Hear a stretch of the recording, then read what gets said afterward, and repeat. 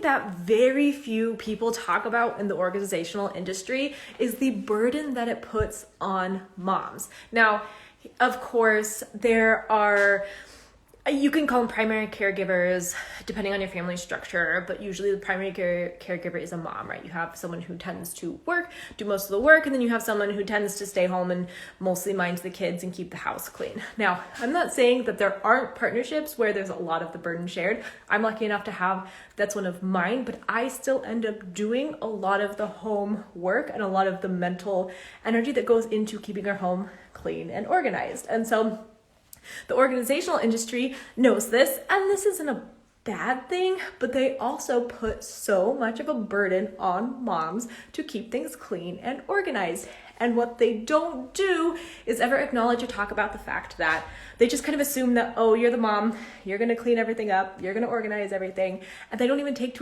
into account like, oh, maybe we could also teach the kids how to make sure the space is clean, or how do we make a space that works for partners and kids and everything. Like, it's fine to get things organized, but if our partner and our kids don't also do the work to help keep that space clean, the burden falls onto us again and again and again. And that could be really frustrating and exhausting as primary caregivers, as moms, right? Of just constantly, every time you clean and organize something, the kids come home and destroy it. Or, you know, your partner leaves stuff all over the floor without acknowledging the system that you've created. And that's really frustrating. And I just don't see people talking about that in the organizational industry. Or maybe they have, and I've totally missed it. If so, feel free to tag me and stuff and call me out.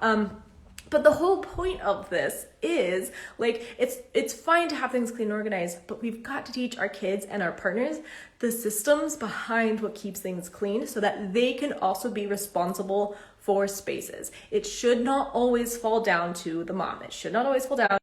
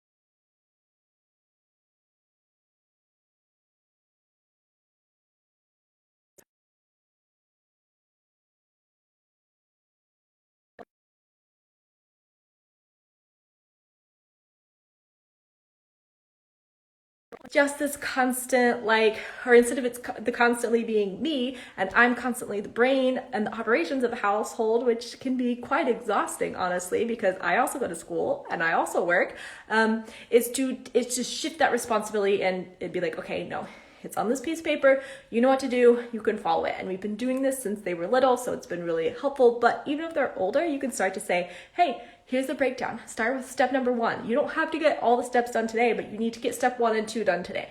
And it makes it so much easier to break things down and makes it easy for my kids to clean. It also means that we have a babysitter over, they can see the chart, they don't even need me, right? It's all right there. And takes such a big burden off of me. So those are 2 really big things we've done in our house that helps keep our house running smoothly and clean. And it's not all dependent on me. So yeah, no, really important. And if you've been seeing my spring cleaning videos and you're like, yes, I love it, I do have something for you right now, which is 3 steps to clean and organize any room that you're in. If you'd like it, drop me a message below, or drop me a comment below, shoot me a message. I'm happy to send it to you. So hope you're enjoying these. I just really love talking to you guys. You guys are so great. So I love your comments. I love your messages. Keep sending them to me. I love replying to you, and I'll see you in the next video. Bye.